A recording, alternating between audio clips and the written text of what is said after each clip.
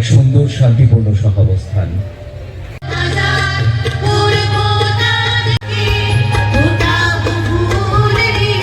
অসংখ্য ধন্যবাদ। We are very happy and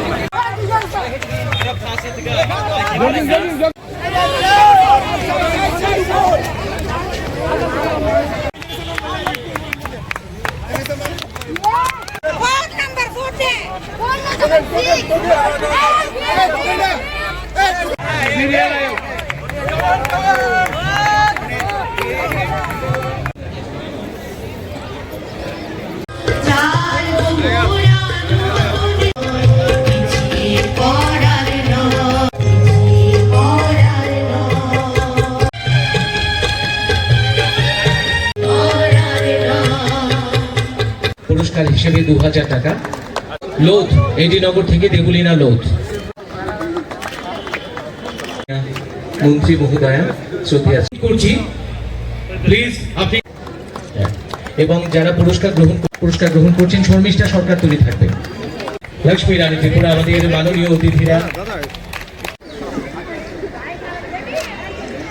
মাননীয় অতিথিরা আমরা অত্যন্ত আনন্দিত এই প্রোগ্রামে আমি উপস্থিত হতে পেরেছি। আপনারা জানেন আমাদের কেন্দ্র সরকারের এবং রাজ্য সরকারের একটাই লক্ষ্য ভারতকে এবং ত্রিপুরাকে আত্মনির্ভর করা।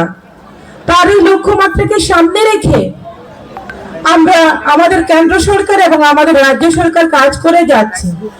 তারই অঙ্গ হিসেবে অন্যান্য ডিপার্টমেন্টের পাশাপাশি আমাদের ইন্ডাস্ট্রি এন্ড কমার্স ডিপার্টমেন্টের অন্তর্গত যে আমাদের স্টিল ডেভেলপমেন্ট কর্পোরেশন লিমিটেডও চেষ্টা চালিয়ে যাচ্ছে, প্রয়াস চালিয়ে যাচ্ছে কিভাবে আমাদের চা শিল্পকে এগিয়ে নিয়ে যাওয়া যায় এবং জনসমক্ষে তুলে ধরা যায়, আরো কিভাবে প্রত্যেকের সহযোগিতায় আমরা এই টি সেক্টরকে এগিয়ে নিয়ে যেতে পারি।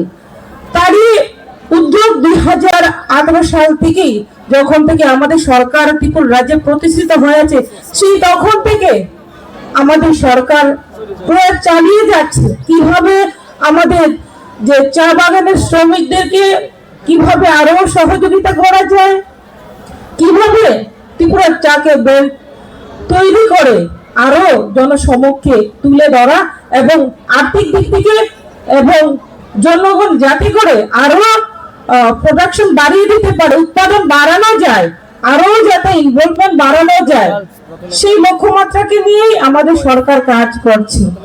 আমাদের সরকার আসার পরে যদি আমরা লক্ষ্য করি যে বিগত দিনে যে 25 বছর বলি অথবা 35 বছর বলে, সেই বিগত দিনে আমাদের চা শ্রমিকদের কোনো ধরনের সম্মান দেওয়া হতো না।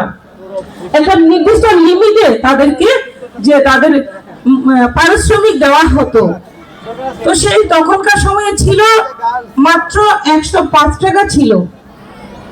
আজকে বর্তমানে এই চা ইন্ডাস্ট্রিজ এরকম একটা ইন্ডাস্ট্রি যেখানে শ্রমিক বেস ইন্ডাস্ট্রিজ, অর্থাৎ শ্রমিক ছাড়া এই ইন্ডাস্ট্রিজটা চলবে না। বাকি ইন্ডাস্ট্রিজগুলো অনেক জায়গায় আপনারা ফ্যাক্টরিতে বড় বড় মেশিন লাগিয়ে চালাতে পারবেন, কিন্তু এখানে শ্রমিক ছাড়া চলবে না। তো এটা এমন একটা ইন্ডাস্ট্রিজ যেখানে শ্রমিকের স্বার্থ এবং মালিকের দুটো পক্ষেই সমান্তরালভাবে চলতে হবে, তবেই এই ইন্ডাস্ট্রিজটা এগিয়ে যাবে। বর্তমান সরকার, ভারত সরকার বা রাজ্য সরকার অনেকগুলো পদক্ষেপ নিয়েছে যেখানে ইন্ডাস্ট্রিজের জন্য গতি আরও পায়, ইন্ডাস্ট্রির জন্য উৎপাদন ক্ষমতা বাড়ে। আমাদের দেশকে আত্মনির্ভর আমরা করতে চাই। আত্মনির্ভর তখনই সম্ভব যখনই আমাদের উৎপাদন ক্ষমতা বাড়বে, আমাদের বাজারের চাহিদা বাড়বে। আমাদের বাজারের সাইজ অনেক বড়, জনসংখ্যা নিরিখে আমরা পৃথিবীর সর্ববৃহৎ জনসংখ্যার কোনো দেশ, যে দেশের চাহিদা অনেক বেশি। এই চাহিদা পূরণের জন্য উৎপাদন বাড়াতে হবে। তো উৎপাদন বাড়াতে গেলে এই ইন্ডাস্ট্রিতে শ্রমিক সংখ্যা বাড়াতে হবে, শ্রমিকের আগ্রহ বাড়াতে হবে।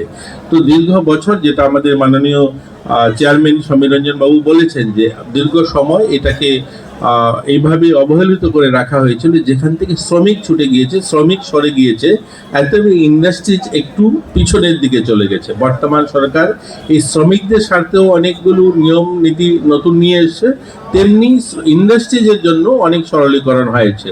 আপনারা শুনলে খুশি হবেন, গতকালকেই আমরা কয়েকদিন আগে মাননীয় মুখ্যমন্ত্রী আমাদের কেন্দ্র সরকারের রেলওয়ে মন্ত্রকে চিঠি দিয়েছিলেন যে আমাদের এখানে ইন্ডাস্ট্রিয়াল এরিয়া বুজজংনগরে যে ইন্ডাস্ট্রিজ স্টেট রয়েছে সেখানে যেন রেল সংযোগ করা হয়, তাহলে কি হবে, আমাদের ট্রান্সপোর্টেশন ব্যবস্থা আরও ভালো হবে, গতি আরও বাড়বে। সেই মোতাবেক গতকালকেই আমাদের কেন্দ্র সরকার সেটা মঞ্জুরি, গত পরশুদিন মঞ্জুরি দিয়েছে যে আমাদের জিরানিয়ার থেকে রেল কানেক্টিভিটি পৌঁছাবে বুজজংনগর ইন্ডাস্ট্রিয়াল এরিয়াতে, তাহলে কি হবে, সেখানকার শিল্প আরও প্রগতি বাড়বে, সেখানে ইন্ডাস্ট্রিয়াল যারা আসবে তাদেরও।